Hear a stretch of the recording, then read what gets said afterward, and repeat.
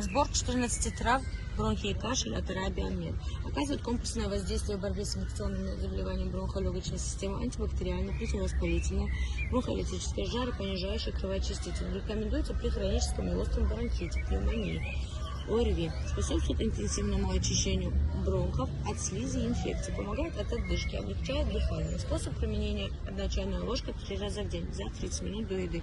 Способ применения капсул: 2 капсулы 3 раза в день. Курс 1 месяц.